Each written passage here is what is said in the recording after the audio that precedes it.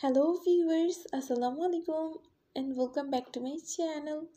আশা করি আপনারা সবাই খুব ভালো আছেন। তো প্রতিদিনের মতো আজও একটি নতুন রেসিপি নিয়ে চলে এসেছি আপনাদের সাথে শেয়ার করার জন্য। আজকে আমি আপনাদেরকে চিকেন বিরিয়ানি তৈরি করে দেখাবো। এখানে আমি হাফ কেজি চাল আর 1.5 কেজি পরিমাণ চিকেন দিয়ে বিরিয়ানিটা তৈরি করব। এর ফুল টিপস আর কতটুকু মেজারমেন্টে তৈরি করছি ওইগুলা নিয়ে আজকের ভিডিওটা আপনাদের সাথে শেয়ার করব।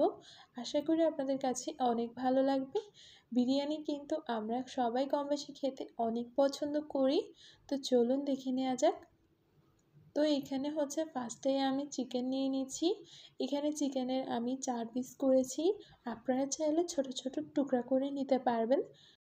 তো আমি এগুলাকে খুব ভালো করে ধুয়ে ক্লিন করে নিয়েছি। এখন এগুলাকে ম্যারিনেশন করার জন্য আমি দিয়ে দিচ্ছি ফার্স্টে হচ্ছে এখানে 1 টেবিল চামচ পরিমাণ রসুন বাটা, 1 টেবিল চামচ পরিমাণ আদা বাটা, 1 টেবিল চামচ পরিমাণ চীনাবাদাম বাটা, আপনারা চাইলে কাঠবাদাম বাটাটা ইউজ করতে পারেন। আর দিয়ে দিচ্ছি এখানে 3 টেবিল চামচ পরিমাণ টক দই, 1 টেবিল চামচ পরিমাণ দিয়ে দিচ্ছি আমি এখানে সয়া সস, তারপর দিয়ে দিচ্ছি হাফ টেবিল চামচ পরিমাণ লাল মরিচের গুঁড়া, আর দিচ্ছি এখানে 2 টেবিল চামচ পরিমাণ রেডিমেড বিরিয়ানির মশলা, আর দিচ্ছি এখানে হাফ টেবিল চামচ পরিমাণ টমেটো কেচাপ, স্বাদ মতো লবণ দিয়ে দিচ্ছি।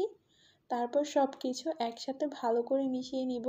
আর অবশ্যই লবণের পরিমাণটা চেক করে নেবেন, যেহেতু এখানে সয়া সস ব্যবহার করা হয়েছে। সয়া সসে কিন্তু লবণ থাকেই।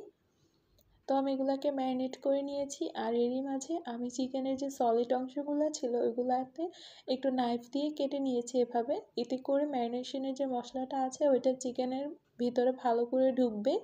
তো আমি এখন এগুলাকে মাখিয়ে প্রায় আধা ঘন্টার জন্য রেস্টে রেখে দিব। এতে করে চিকেনটা খুব ভালোভাবে ম্যারিনেট হবে। তো এখন আমি চিকেনটা রান্না করার জন্য একটা প্যানের মধ্যে প্রায় 4 টেবিল চামচ পরিমাণ রান্নার রেগুলার সয়াবিন তেল দিয়ে এর মধ্যে হাফ কাপ পরিমাণ পেঁয়াজ কুচি দিয়ে দিয়েছি। এখন এটাকে নেড়েচেড়ে একটু সফট করে ভেজে নিব। তো যখন পেঁয়াজটা ভাজা হয়ে গিয়েছে তখন আগে থেকে ম্যারিনেট করে নেওয়া চিকেনটা আমি এর মধ্যে দিয়ে দিয়েছি। আর চিকেনের যে ম্যারিনেশনের ঝোলটুকু ছিল বা মশলাটুকু ছিল ওইটা দিয়ে আমি নেড়ে চেড়ে খুব ভালো করে মিক্স করে এখন এটাকে ঢেকে রান্না করে নিচ্ছি যতক্ষণ না চিকেনটা ফুললি কুক হয়ে যাচ্ছে। আর আপনাদের যদি চিকেনটা রান্না করতে বা সিদ্ধ করার জন্য এক্সট্রা পানির প্রয়োজন হয় তাহলে আপনারা ওইটা দিয়ে রান্না করে নিতে পারবেন।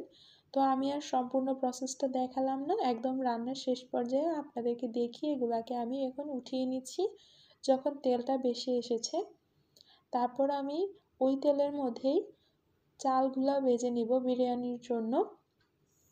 তেলের মধ্যে যে এক্সট্রা গ্রেভিটুকু ছিল মাংসের ওইটাকে আমি উঠিয়ে জাস্ট তেলটার মধ্যে আমি আগে থেকে ধুয়ে পানি ঝরিয়ে রাখা চিনি গুঁড়া পোলার চাল দিয়ে ভালো করে ভেজে নিচ্ছি। আর এরই মাঝে এখানে আমি আমার স্বাদ মতো লবণটা দিয়ে দিয়েছি চালের জন্য। আর সাথে কয়েকটা কাঁচামরিচ দিচ্ছি এক্সট্রা ফ্লেভারের জন্য। এখন আবারও নেড়েচেড়ে ভালো করে এগুলাকে ভেজে নেওয়ার পর আমি এখানে পানি অ্যাড করে দিব। আর অবশ্যই চুলার জাল হাইতে দিয়ে এগুলোকে ভাজতে হবে।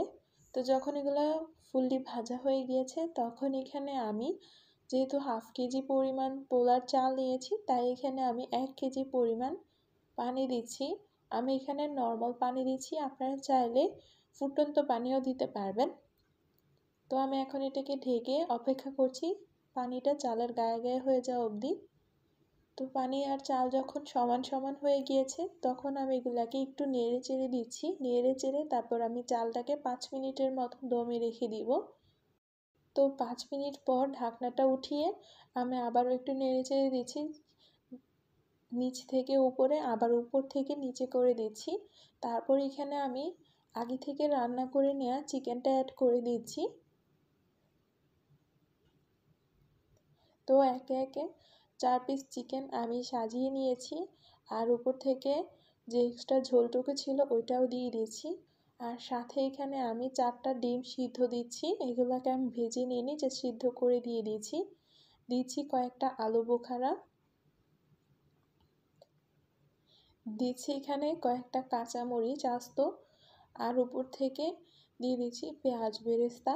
এগুলোর পরিমাণ আপনারা বাড়িয়ে কমিয়ে নিতে পারবেন। তারপর এটাকে ঢেকে আমি রেখে দিয়েছিলাম প্রায় 10 থেকে 15 মিনিটের মতো। এতে করে চালটা খুব ভালো করে সিদ্ধ হয়ে গিয়েছে। আর এখন নেড়ে চেড়ে আমি যে মুরগির মাংসের যে গ্রেভিটুকু ছিল ওইটার সাথে চালটাকে ভালো করে মিক্স করে নিয়েছি। এতে করে মাংসের যে ফ্লেভারটা ছিল ওইটা চালের গায়ে যাবে। তো আমি এটা কিন্তু মিক্স করে নিয়েছি। এখন ঢেকে আরও 5 মিনিট অপেক্ষা করে আমি এখন এগুলাকে নামিয়ে সার্ভ করে নিয়েছি। আর দেখতেই পাচ্ছেন রাইসটা কতটা ঝরঝরে হয়েছে। তো সম্পূর্ণটা সার্ভ করে নেওয়ার পর আপনাদের সাথে একটু শেয়ার করছি। দেখতেই পাচ্ছেন কতটা সুন্দর হয়েছে। আর খুবই ইজিলি তৈরি করে দেখানোর চেষ্টা করেছি। আশা করি আপনাদের কাছে অনেক ভালো লেগেছে। রেসিপিটা কেমন হয়েছে কমেন্ট করে জানাবেন। ভালো লেগে থাকলে লাইক শেয়ার করবেন। আমার চ্যানেলের পাশে থাকবেন আমাকে সাপোর্ট করার জন্য। তো আজকের মতো সকলের সুস্থতা কামনা করে এখানেই বিদায় নিচ্ছি। সবাই ভালো থাকবেন, আমার জন্য দোয়া করবেন। আল্লাহ হাফেজ।